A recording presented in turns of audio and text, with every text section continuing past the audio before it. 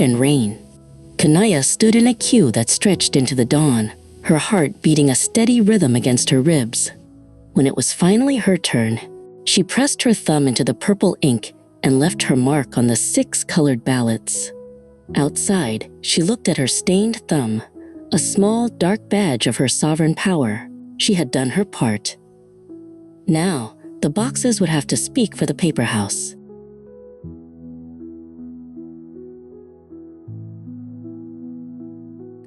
Kenya was a hall filled with ghosts and math.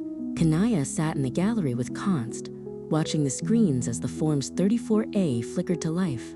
The air was thick with the scent of coffee and the hum of lawyers in suits.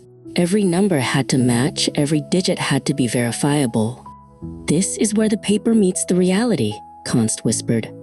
Kenaya gripped her tablet, tracking a 31-vote discrepancy in a distant station until the correction was finally made.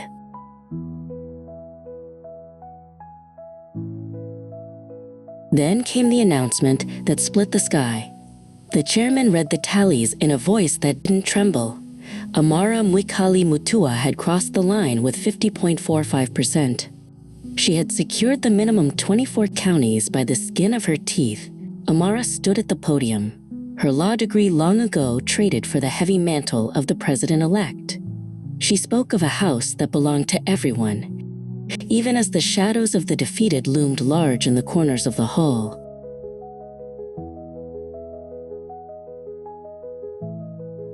In the Roysambu ward, a different kind of miracle was happening.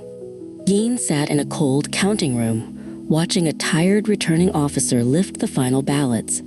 When the math was done, he had won the MCA seat by exactly 31 votes. It was a margin so thin it felt like a whisper, but it was enough. Geen didn't cheer. He simply looked at the manila folder that now held his mandate, realizing that the smallest rooms in the paper house were now his to defend. But Ruto was not a man who accepted silence. He stood at the gate of the paper house, his famous smile replaced by a hard, calculating line. "The numbers do not add up," he declared to the cameras. With a flourish of a gold-tipped pen, he signed the legal petition that would challenge Amara's victory. He handed the thick stack of papers to his lawyers, his eyes already fixed on the Supreme Court, ready to feed the finance monster with the fuel of a disputed result.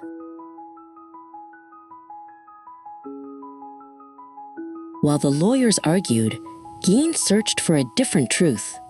ZeeZee's digital heartbeat had stopped. Her phone was a dark stone on her desk, and her threads had gone cold. Geen sat in her apartment, scrolling through her last posts about the IEBC. The fear he had pushed away now settled in his stomach like lead. Was the paper house hiding the people who spoke too loudly? He felt the weight of her absence more than the weight of his new office. The petition turned into a storm of intimidation. A witness named Baraka, who had seen the payments made in the rift, was supposed to testify. But when the day came, Baraka was gone, his house empty, his laptop stolen. Shadows moved in the hallways of the court, whispering warnings to those who dared to tell the truth. Kenaya watched the news, realizing that the ink of the Constitution was being diluted by fear.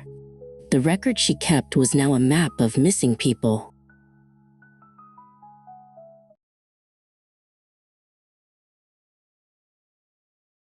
The 7 justices of the Supreme Court entered the chamber like a line of silent sentinels. The Chief Justice sat at the center, her spectacles catching the light as she looked over the mountain of affidavits. They had only 15 days to decide if the paper house would hold, or if it would burn again.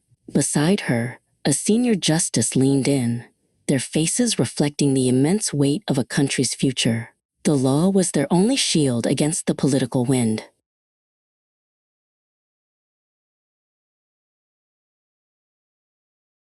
"The petition is dismissed," the Chief Justice announced.